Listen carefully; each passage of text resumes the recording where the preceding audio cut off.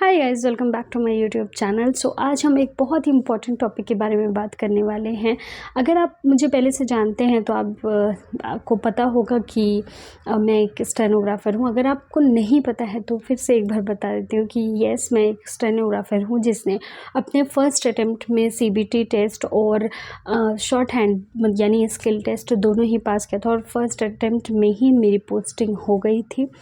तो आज जिस बारे में मैं बात करने वाली हूँ उस बारे में मैंने पहले भी वीडियोज़ के माध्यम से आपको इनडायरेक्टली बताने की कोशिश करी थी, लेकिन बहुत सारे ऐसे लोग हैं जिनको भरोसा नहीं होता है। तो आज मैं क्लियरली एक लॉन्ग वीडियो में आपको ये थोड़ा बहुत बताने की कोशिश करूँगी। अभी भी आपके ऊपर है कि आप इसको मानते हो या नहीं मानते हो। मानते हो तो ठीक है, नहीं मानते हो तो मेरा तो कुछ नहीं जा रहा है। मेरा काम है आपके लिए इन्फॉर्मेशन प्रोवाइड करना। आप उसको कितना मान सकते हो, कितना आप उसकी सच्चाई सोचते हो, वो आपके ऊपर है। मैं आपको फोर्स नहीं कर सकती। तो आज हम ज़रूर बात करेंगे the dark reality of short hand coachings के बारे में। तो देखिए, इससे पहले मैं एक डिस्क्लेमर भी दे देती हूँ फर्स्ट कि मैं आपको डीमोटिवेट नहीं करी कि आपको किसी कोचिंग में नहीं पढ़ना है ऐसा वैसा करके। दूसरा, मेरा अपना कोई कोचिंग सेंटर नहीं है जिस वजह से मैं आपको गुमराह करूँ कि आप वाला जो है वो ख़राब है और आप मेरे में आ जाओ। मेरा ऐसा कोई कोचिंग सेंटर नहीं है। मैं इन जनरल बात बता रही हूँ जो मुझे पता है, ताकि आप सतर्क रहें, बस इतना ही है।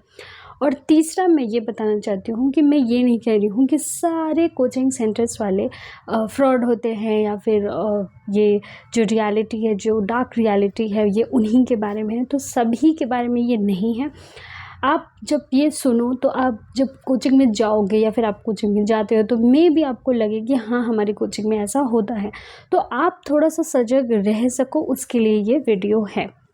तो आई होप कि आपको ये डिस्क्लेमर समझ में आया होगा। तो आइए वीडियो शुरू करते हैं। सबसे पहला जो पॉइंट मैं डिस्कस करना चाहती हूँ वो इसलिए सबसे पहला है क्योंकि इस बारे में मैंने पहले भी बहुत बार बातें की हैं, लेकिन इतने सीरियस नोट पे नहीं की थी। आज हम उसके बारे में बात करते हैं। तो देखो, शॉर्ट हैंड की कोचिंग्स जो है पहले तो अवेलेबल ही नहीं होती थी, बहुत कम जगहों पे अवेलेबल होती थी। अब इतना पॉपुलर हो गया है स्टेनोग्राफी और स्टेनोग्राफर का पोस्ट कि अब ऑलमोस्ट सारे सिटीज़ में शॉर्ट हैंड की जो कोचिंग्स हैं वो अवेलेबल हैं। लेकिन क्या वो आपको सच में पढ़ाने के लिए अवेलेबल हैं या फिर अपना प्रॉफिट कमाने के लिए हैं? वो पहले बिजनेस हैं और बाद में एजुकेटर हैं। यहीं से पहला पॉइंट आता है कि ये लोग क्लेम करते हैं कि आपको पूरा जो शॉर्ट हैंड है वो लिखने में, सीखने में, स्पीड लाने में 1 साल का समय तो लगेगा ही लगेगा। मतलब कम से कम 1 साल का समय लगेगा अगर आप कोई एग्ज़ाम पास करना चाहते हैं तो देखो, यहीं पे इनका ये जो कह दे कि फ्रॉड या फिर ये जो मिथ है या फिर ये जो झूठ है वो यहीं से शुरू होता है। मैं बिल्कुल मानती हूँ कि अगर आपको 1 साल में सीखना है शॉर्ट हैंड तो बिल्कुल सीखिए और एकदम अच्छे से आप सीखेंगे और इतने अच्छे से सीख जाएंगे 1 साल में कि आप किसी और को पढ़ा सकते हैं। लेकिन अगर मैं बात करूं कि आपको एक जॉब चाहिए, वो भी स्पेसिफिक, अगर मैं बात करूं एसएससी में आपको सीट चाहिए, जॉब चाहिए, ग्रेड सी हो या डी हो, तो आपको 1 साल का समय ही लगेगा। ऐसा नहीं है, ऐसा ज़रूरी नहीं है। आप 6 महीने में भी सीख सकते हैं। जो 6 महीने हैं वो उसको मैं कम से कम टाइम मानती हूँ, क्योंकि मैंने तो बहुत सारे लोगों के ऐसे भी सुने हैं कि जिन्होंने 4 से 5 महीने में भी अपना जो स्पीड है वो गेन किया है। एटलीस्ट ग्रेड डी के लिए तो गेन किया ही किया है, यानी 80 वर्ड पर मिनट की जो स्पीड है वो अच्छे से गेन किया है और बिना ज़्यादा गलतियाँ किए। ऐसा नहीं कि सिर्फ लिख दिया और तेज़ी में और उसको कुछ भी ट्रांसक्राइब कर रहे हैं और उसको कह रहे हैं कि मेरी इतनी स्पीड है। मैं उस बारे में बात नहीं कर रही हूँ, मैं ऐसे स्पीड की बात कर रही हूँ जो आपको एग्ज़ाम में क्वालिफाई करा सके। तो ऐसे भी बहुत सारे लोग हैं, बट स्टिल मैं आपको 6 महीने कम से कम बताती हूँ कि इतना तो आपको लगेगा ही लगेगा। तो जिन बच्चों में पोटेंशियल है, जिन बच्चों में थोड़ा सा जिज्ञासा है, जिन बच्चों में थोड़ा सा हार्ड वर्क हार्ड वर्किंग जिनका नेचर है वो बिल्कुल ये चीज़ कर सकते हैं, वो 6 महीने में सीख सकते हैं। और मैं हूँ आपका जीता जागता एकदम ज़िंदा उदाहरण। मैंने खुद 6 महीने में स्किल टेस्ट की मतलब तैयारी की थी और मैंने फर्स्ट अटेम्प्ट में ही जैसे CBT पास किया था वैसे ही मैंने स्किल टेस्ट भी पास किया था। ऑफ कोर्स डी के लिए, क्योंकि मेरा जो CBT में सिलेक्शन हुआ था वो डी के लिए था, तो मैंने डी का एग्ज़ाम दिया था, स्किल टेस्ट दिया था। और उसमें आपको जानकर हैरानी हो, खुशी हो, आई डोंट नो, लेकिन मेरे जो स्किल टेस्ट में गलतियां थी वो थी 0.01%। आई डोंट नो वो कहाँ से आई थी, बट यही मेरी गलती थी। तो आप ये अंदाज़ा लगा सकते हैं कि मैं से हवा में कुछ बात नहीं कर रही हूँ। उससे पहले भी जब मैं अपने कोचिंग क्लास में भी लिखती थी तो मेरी पूरे ट्रांसक्राइब जो मैं करती थी उसमें एक भी गलती नहीं होती थी। और पहले मुझे इस बात की जानकारी नहीं थी कि SSC में पंक्चुएशन चेक होता है या नहीं होता है, आई डिडंट नो। इसलिए मैं पंक्चुएशन भी लिखती थी और सेम टू सेम जो भी मैटर रहता था उसकी तरह ही लिखती थी, तो मेरी कोई गलती नहीं होती थी, ना तो स्पीड में, ना तो ट्रांसक्राइब करने में, ना तो पंक्चुएशन में, ना तो स्पेलिंग्स में, किसी भी चीज़ में नहीं। और वही रिज़ल्ट मुझे एकदम जो मेन एग्ज़ाम होता है हमारा उसमें भी मुझे मिला था। तो मैं उदाहरण हूँ। तो अगर आपको कोई ये बोलता है कि 1 साल लगेंगे ही लगेंगे, तो ये उनका झूठ है, या फिर मे बी वो झूठ बोल भी ना रहे हों, उनको कभी ऐसे पोटेंशियल के बच्चे मिले ही ना हो कि जो इतनी फास्ट सीख सकते हो, मे बी। लेकिन मैं ये क्लेम इसलिए कर सकती हूँ, सिर्फ इसलिए नहीं क्योंकि मैंने सीखा है, मैं इसलिए कर सकती हूँ क्योंकि मेरे साथ और लोगों ने भी सीखा है। तो इस वजह से मैं ये नहीं कह रही हूँ कि मैं कोई स्पेशल हूँ और मुझे आता है ऐसा करके, नहीं। मैं ये बात कर रही हूँ कि बहुत सारे लोग ऐसे हैं जो कर सकते हैं, तो मे बी आप भी कर सकते हो। और जहाँ तक 1 साल की बात है, तो मैं इस बात को ये नहीं कह रही हूँ कि आप 1 साल में सीखो ही मत, आपको 6 महीने में सीखना है, आपको 7 ही महीने में सीखना है, नो, मैं ये बात नहीं कह रही हूँ। मैं आपसे ये कह रही हूँ कि अगर आपके पास टाइम है, अगर आपके पास है कि आपको अगले साल एग्ज़ाम देना है, 2025 का एग्ज़ाम देना है, तो आप बिल्कुल आराम से सीखो। और आप जितने देर तक सीखोगे, जितने बारीकियों से सीखोगे, उतना ही आपके लिए अच्छा होगा। ये तो सही बात है कि आपके लिए उतना ही अच्छा होगा। और इतनी अच्छे से आप सीख जाओगे कि आप मे बी एक कोचिंग भी खोल लो, आप उसको पढ़ा भी सकते हो, तो आपके लिए एक और रास्ता तैयार हो जाएगा अगर आप बहुत अच्छे से सीखते हो, अगर आपके पास 1 साल का टाइम है तो।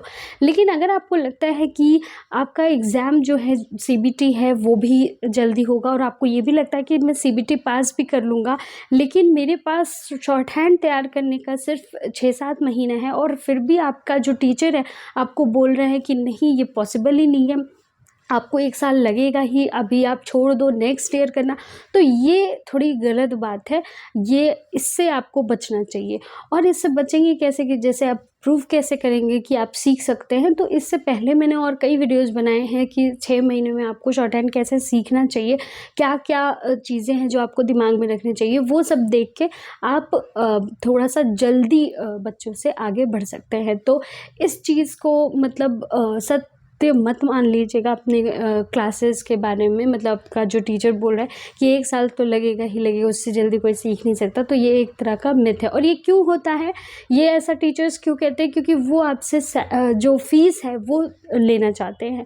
कुछ लोग होते हैं जो मंथली लेते हैं फ़ीस, तो वो भी 1 साल तक बंधे रहेंगे, आप उनके साथ बंधे रहेंगे, वो तेज़ी से सिखाएंगे नहीं, आप तेज़ी से सीखेंगे नहीं, तो उनका 1 साल का तो काम बन गया।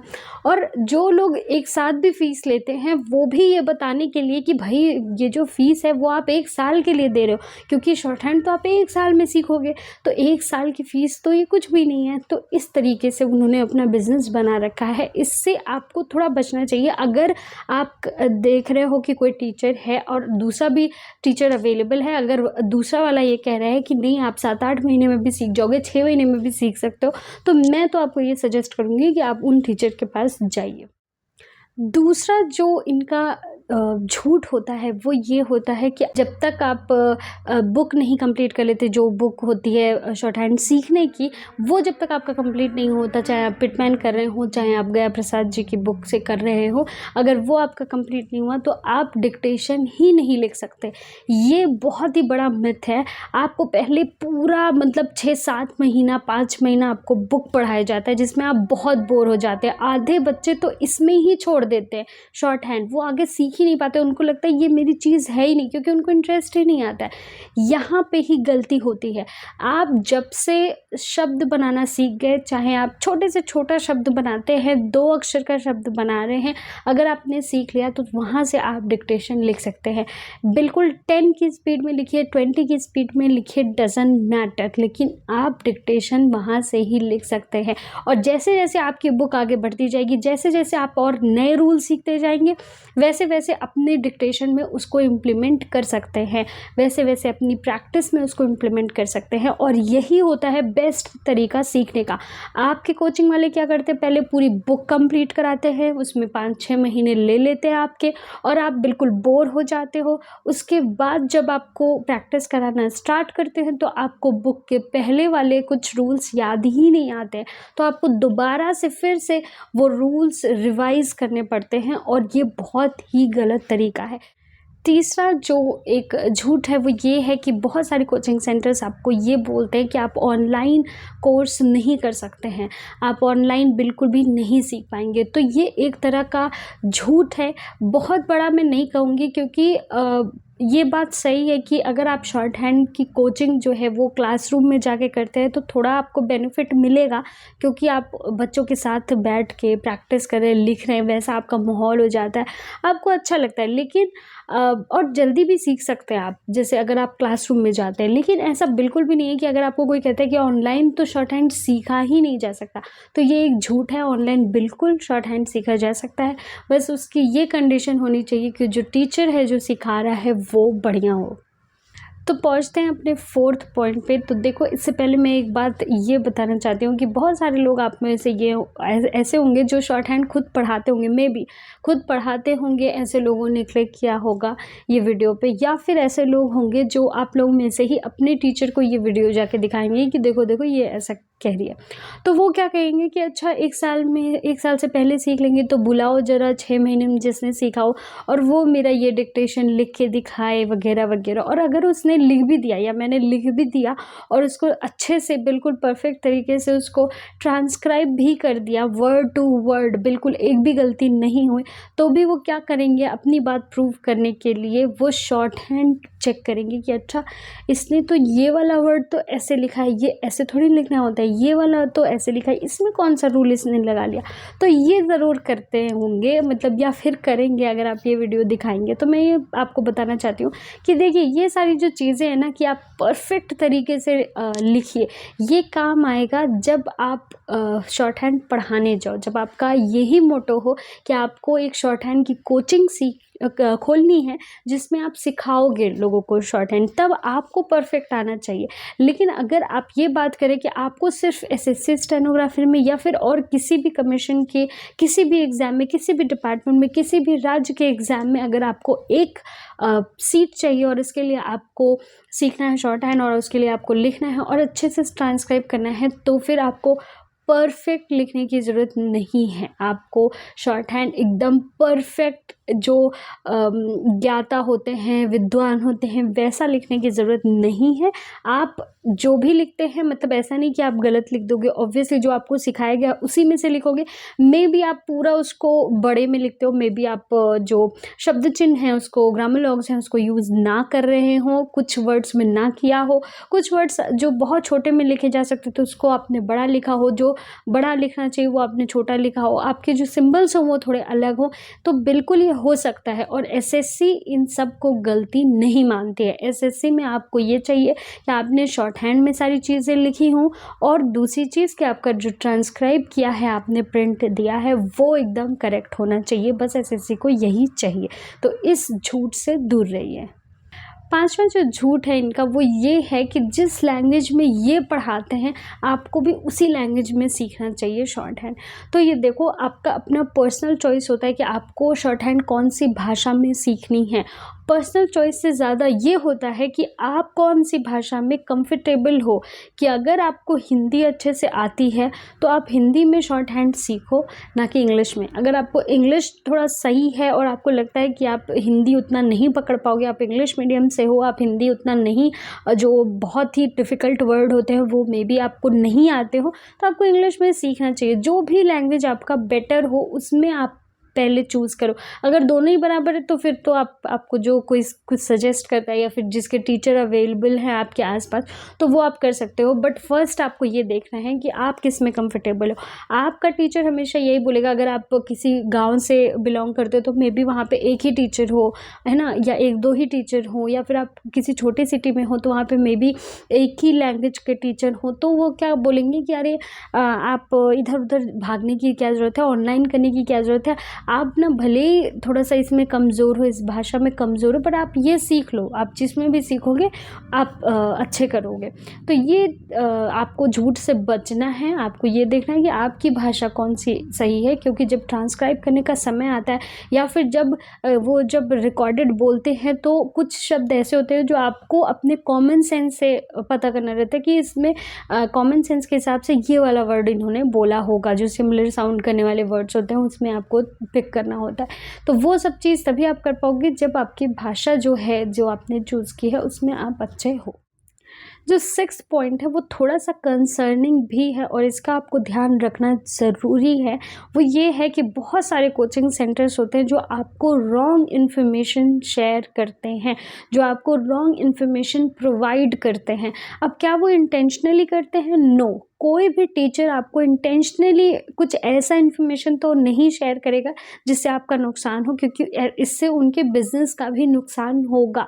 बट वो इसलिए कर देते हैं, वो भी गलत फहमी में कर देते हैं। देखो, जो स्टेनोग्राफर का पोस्ट होता है ना, उसका हर डिपार्टमेंट में एग्ज़ाम होता है। हर डिपार्टमेंट वालों को एक स्टेनोग्राफर चाहिए, वो चाहे स्कूल कॉलेज हो या हॉस्पिटल्स हो, एम्स वगैरह का जैसे आता रहता है, और चाहे यूपीएससी वाले भी कराते हैं, और जो स्टेट के पीसीएस वाले होते हैं वो भी कराते हैं। तो बहुत बड़े बड़े लेवल पे भी स्टेनोग्राफर का एग्ज़ाम्स होते हैं, और हर स्टेट में अलग अलग एग्ज़ाम्स भी होते हैं, और हर कमीशन का भी अलग अलग एग्ज़ाम होता है। और एसएससी का तो फेमस ही है, सबसे ज़्यादा फेमस है एसएससी का स्टेनोग्राफर का एग्ज़ाम। तो क्या होता है कि मे बी आपका जो टीचर है, मे बी अनफॉर्चुनेटली उनका कहीं सिलेक्शन नहीं हुआ, और पर उनका जो शॉर्ट हैंड वो काफ़ी अच्छा है, तो वो पढ़ाते हैं, वो बहुत अच्छा पढ़ाते हैं शॉर्ट हैंड, वो अपने काम में बेस्ट है। लेकिन वो क्या करते हैं, क्योंकि खुद वो किसी एग्ज़ाम में नहीं बैठे हैं, वो खुद कोई एग्ज़ाम क्वालिफाई उन्होंने नहीं किया है, तो उनको उस पर्टिकुलर एग्ज़ाम के बारे में जानकारी नहीं होती है। बट आप क्या करते हो, आपको लगता है कि ये मेरे शॉर्ट हैंड के टीचर हैं तो ये इस एग्ज़ाम के बारे में बेस्ट बता सकते हैं, तो आप उनके पास जाते हो और इन्फॉर्मेशन लेते हो, और वो इन्फॉर्मेशन होते हैं गलत। वो मे भी उन्होंने इंटेंशनली नहीं किया हो, लेकिन वो इन्फॉर्मेशन आपके लिए जो है वो हानिकारक हो सकता है।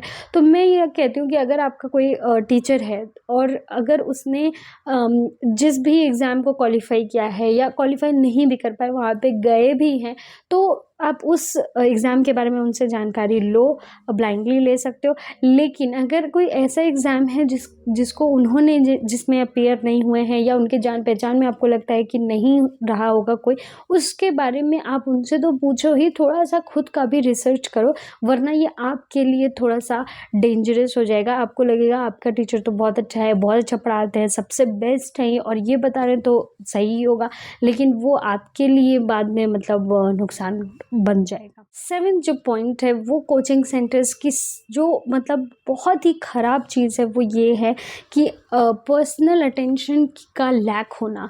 ये क्या होता है कि अपने जो बैच हैं उसमें बहुत सारे बच्चे भर लेते हैं और आपको बोलते हैं कि हाँ भाई आपको तो बहुत ही अटेंशन मिलेगा और आपका तो ये हो जाएगा, आपको बहुत अच्छा प्रैक्टिस हो जाएगा। और फिर वो क्या करते हैं, जैसे नॉर्मल क्लासरूम्स होते हैं, जैसे हम जब बच्चे थे तो हम पढ़ते थे, तो वो टीचर्स क्या करते थे, जो हम लोग तेज़ बच्चे थे उन्हीं पे उनका ध्यान रहता था, क्योंकि उनको लगता था कि ये बच्चे हैं जो मेरा नाम रोशन करेंगे। यही होता है कोचिंग सेंटर्स में भी। मैं सिर्फ शॉर्ट हैंड की बात यहाँ पे नहीं कर रही हूँ, कोई भी कोचिंग सेंटर होता है अब उसका माइंडसेट ऐसा ही होता है, क्योंकि मैंने जैसे बोला वो फर्स्ट बिजनेसमैन है और बाद में है एजुकेटर। तो वो क्या करते हैं, जो बच्चे पहले से ही थोड़े से अच्छे होते हैं, तेज़ होते हैं, उन पे ही उनका सारा ध्यान जाता है। वो जिस पेज पे पढ़ा रहे हैं, अगर वो बच्चा उसी पेज पे ग्रैब कर ले रहा है तो उन्हीं 5 बच्चों पे उनका ध्यान जाता है और आप पे उतना ध्यान नहीं रहता है। तो वो क्या करते हैं कि आपको उतना ध्यान नहीं दे रहे हैं तो आप उनसे करते जाते हो और आपके लिए शॉर्ट हैंड और भी ज़्यादा टफ होता जाता है। तो आप ये पहले देखो कि जो भी बैच आप ज्वाइन करने वाले हो उसमें कितने बच्चे हैं, और अगर आपका जो भी एजुकेटर है, जो भी आपको पढ़ाते हैं, शॉर्ट हैंड पढ़ाते हैं, अगर आपको पर्सनल असिस्ट नहीं कर पा रहे आपके क्वेश्चन पूछने पे, या फिर अगर आप ये चाहते हो कि बाकी लोग दूसरी स्पीड पे लिख रहे हैं आपके बैच वाले, बट आप किसी और स्पीड पे लिखना चाहते हो, अब मे बी आपका एग्ज़ाम आने वाला हो, मे बी आपको थोड़े डाउट्स हो रहे हो, मे बी आप अपनी स्पीड रियल में चेक करना चाहते हो, अगर वो इस तरह का असिस्टेंस आपको नहीं दे रहे हैं तो आपके जो कोचिंग वाले हैं वो आपके साथ एक तरह से फ्रॉड कर रहे हैं, क्योंकि आपसे फ़ीस तो उन्हीं 5 बच्चों वाली ली जा रही है, जो उन 5 बच्चों से ली जा रही है। अगर वो आपसे 400 रुपये ले रहे हैं तो उनसे भी 400 ले रहे हैं, फिर उनको ज़्यादा टेंशन क्यों दे रहे हैं? आप पे भी आप उनको इतना ध्यान रखना चाहिए, या फिर आप उनको पहले से ही ऐसे बच्चे लेने चाहिए जो पहले से ही तेज़ हो, है ना? तो ये चीज़ से आपको बचना है। आई होप कि आपको ये वीडियो अच्छी लगी हो। ये मैंने थोड़ा-सा इसलिए बताने की कोशिश की है क्योंकि मुझे पता है कि जब हम तैयारी कर रहे होते हैं और बहुत सारी चीज़ें होती हैं, जब कोई बताता नहीं है तो बिल्कुल ऐसा ब्लैकआउट सा लगता है कि क्या करें, कहाँ जाए? तो फिर जो भी पहला बंदा मिलता है वो कुछ भी बताता है, हम उसकी बातों को भरोसा कर लेते हैं और बाद में लाइफ में हमें पता चलता है कि हम तो गलत दिशा में चल रहे थे।